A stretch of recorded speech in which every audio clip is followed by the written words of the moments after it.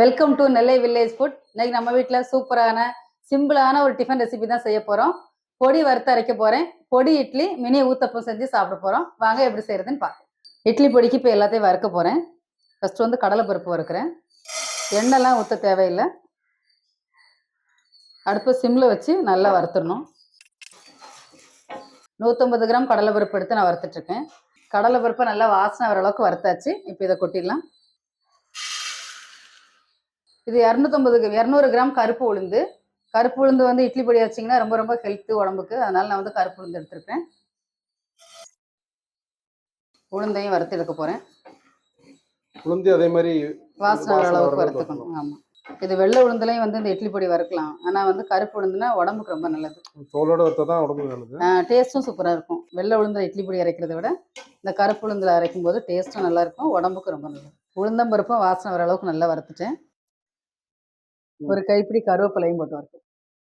இட்லி பொடிக்கு வந்து கருவேப்பிலை போட்டு வறுத்தா உடம்புக்கு ரொம்ப நல்லது. இப்போ நம்ம குழம்பு பொரியல் எல்லாம் கருவேப்பிலை போட்டு தாளிக்கிறோம் அப்படின்னா எடுத்து தூர போட்டுருவோம். இது அந்த மாதிரி எதுவும் பண்ண முடியாது. ஏன்னா நம்ம பொடியோடு சேர்த்து அரைச்சிருந்தாலும் கண்டிப்பாக சாப்பிட்டு தான் ஆகணும். ஹெல்த்துக்கு ரொம்ப நல்லது. அதனால நம்ம இட்லி பொடி அரைக்கும் போது, குழம்பு மசாலா தூள் அரைக்கும் போதெல்லாம் ஒரு கைப்பிடி கருவேப்பிலை போட்டு அரைச்சிங்கன்னா உடம்புக்கு ரொம்ப நல்லது. பருப்பு கருவேப்பிலை எல்லாமே எண்ணெய் இல்லாமல் தான் வறுத்துருக்கிறேன். பெருங்காயம் வந்து எண்ணெயில் வந்து பொரிக்கிற மாதிரி நான் வறுத்து எடுக்கிறேன். அப்போ தான் வந்து மிக்சியில் வந்து நல்லா அரைப்படும். அதனால தான். அதே மாதிரி காஞ்ச மிளகாய் வந்து எண்ணெயில தான் லேசாக வறுத்து எடுக்கணும். அப்போ தான் நல்லா நைஸாக அரையும். நான் ஒரு 4 துண்டு பெருங்காயம் எடுத்து வச்சுருக்கிறேன். கட்டி பெருங்காயம். இந்த மாதிரி பொடிக்கெல்லாம் வந்து கட்டி பெருங்காயம் யூஸ் பண்ணிங்கன்னா தான் வந்து நல்லா இருக்கும், ரொம்ப வாசமாக இருக்கும் பொடியை விட. பெருங்காயம் வறுத்தது போடுறேன். இது வந்து இந்த எண்ணெய் இல்லாமல் பெருங்காயத்தை மட்டும் நம்ம எடுத்துக்கணும். காஞ்ச மிளகாய் வறுக்கிறதுக்கு நான் 1 ஸ்பூன் எண்ணெய் ஊற்றிருக்கிறேன்.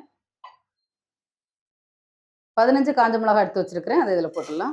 காஞ்ச மிளகாய் வந்து ரொம்ப வறுக்கணுன்ட்டு இல்லை, நம்ம லைட்டாக அந்த எண்ணெயில் வறுத்தாலே போதும். மிளகாய் இப்போ வறுத்து எடுத்துட்டேன். இந்த மிளகாய் வந்து ஃபர்ஸ்ட் வந்து இது கூட சேர்த்து அரைக்கக்கூடாது. மிக்சி ஜாரில் போட்டு ஒரு நல்ல ஒரு அடி அடிச்சுட்டு அதுக்கப்புறமா தான் நம்ம பருப்பெல்லாம் போட்டு அரைக்கணும். அப்போ தான் வந்து மிளகாய் வத்தல் நல்லா அரைப்படும். அதுக்காக தான்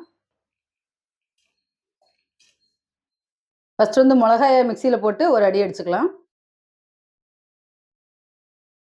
மிளகாய் வந்து ஒரு அரை அரைச்சாச்சு. இப்போ நம்ம வந்து இது எல்லாம் சேர்த்து மிக்சியில் போட்டு அடிச்சிடலாம். இதோட தேவையான அளவுக்கு உப்பும் போட்டுக்கலாம். போட்டு அரைச்சிடலாம். பூண்டு எப்போ போடுவீங்க? இது வந்து ஒரு 3/4 பதத்துக்கு அரைச்சதுக்கு அப்புறமா பூண்டு போட்டு அதுக்கப்புறமா பாதி கொஞ்சம் அரைக்கணும். இப்போ இதோட நம்ம எடுத்து வச்சக்கூடிய பூண்டை போட்டுடலாம். பூண்டு வந்து தோல்லாம் உரிக்க வேண்டாம், நம்ம அப்படியே போட்டுடலாம். அப்போ தான் வாசமாக இருக்கும். பொடி ரெடி ஆயிடுச்சு. செம வாசனையாக இருக்குது பொடி. இது வந்து 6 மாதம் இருந்தால் கூட கெட்டு போகாது. ரொம்ப ஈஸி. காலையிலே சட்னி அரைக்கிற தேவையில்லை. இந்த பொடியை வச்சு இட்லியோ தோசையோ அவசரத்துக்கு சாப்பிட்டுக்கலாம்.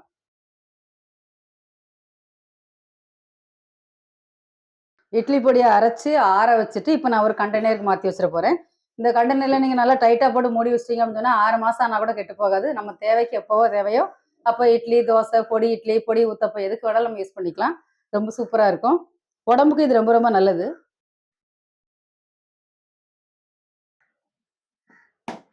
சூப்பரான வாசனையான இட்லி பொடி ரெடி. இட்லி காலையிலே ஊற்றி வச்சுட்டேன். குட்டி குட்டியாக இட்லி ஊற்றி வச்சிருக்கிறேன் பொடி இட்லிக்காக.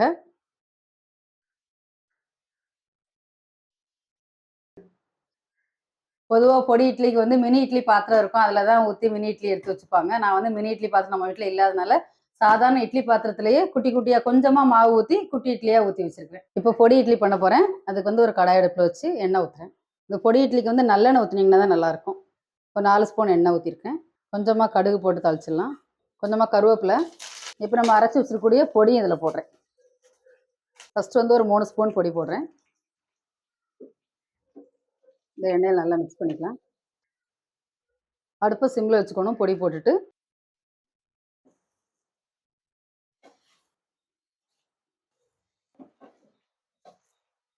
அடுப்பை சிம்மில் வச்சு ஒரு 2 மினிட்ஸ் வந்து இந்த இட்லி வந்து இப்படி 2 பக்கமும் திருப்பி திருப்பி விட்டிங்கன்னா நல்லா மிக்ஸ் ஆகிடும். உங்களுக்கு பொடி எந்த அளவுக்கு பிடிக்குமோ நீங்கள் அந்த அளவுக்கு போட்டுக்கலாம். சூப்பரான பொடி இட்லி ரெடி ஆயிடுச்சு. 5 நிமிஷம் தான், ஆனால் டேஸ்ட் சூப்பராக இருக்கும்.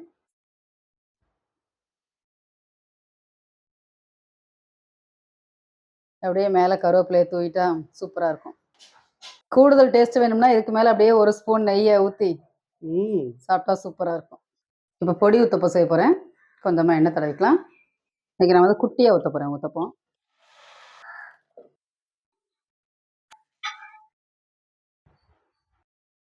இப்போ பொடி எண்ணெய் ஊத்தி நல்லா மிக்ஸ் பண்ணி வச்சாச்சு. அடுத்தது ஊத்தப்பத்தா தடவிற வேண்டியதுதான். இது வந்து ஸ்கூல் பசங்களுக்கு வந்து லஞ்ச் பாக்ஸ் ரெசிபியா தான் குடுத்து விடலாம். இந்த பொடி இட்லி, பொடி தோசைலாம் சூப்பரா இருக்கும். அவ்வளோதான் ரெடி ஆயிடுச்சு. பொடி இட்லி, பொடி தோசையும் சாப்பிட்டு பார்ப்போமா? சாப்பிட்டு பார்க்கலாம். சூப்பர். உனக்கு 2 பொடி ஊத்தப்பம். முதல்ல பொடி ஊத்தப்பம் சாப்பிடுமா? ம்.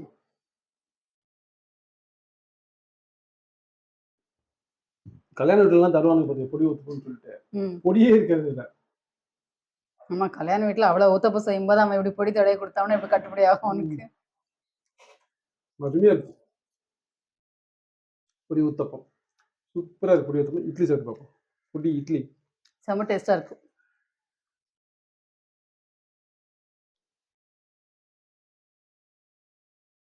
இதெல்லாம் பார்சல் பண்ணி ட்ரெயினுக்கு தான் எடுத்துட்டு போனா அருமையா இருக்கும். அதனால எங்க அப்பா பொடி இட்லின்றாரு போல. ட்ரெயினுக்கு போனோம்னா பொடி இட்லின்றாரு. டிராவலுக்கு வந்து ரொம்ப ஈஸி எடுத்துட்டு போறது. நல்ல எண்ணெய் பொடி நல்லா ஊறிடுதா, சாப்பிடறதுக்கும் சூப்பரா இருக்கும். காயாம அப்படியே சூப்பரா சாஃப்டா இருக்கு. செமையா இருக்குது பொடி இட்லி, பொடி ஊத்தப்பம். நீங்களும் ட்ரை பண்ணி பாருங்க. பொடி இட்லியும், பொடி ஊத்தப்பமும் சூப்பர் டேஸ்டா இருக்கு. நீங்க ட்ரை பண்ணி பாருங்க. ட்ரை பண்ணி பார்த்துட்டு உங்களோட கமெண்ட்ஸ சொல்லுங்க. உங்களுக்கு பிடிச்சிருந்ததுன்னா லைக் பண்ணுங்க, ஷேர் பண்ணுங்க. எங்க சேனல சப்ஸ்கிரைப் பண்ணுங்க. Thank you. Bye bye. Bye bye.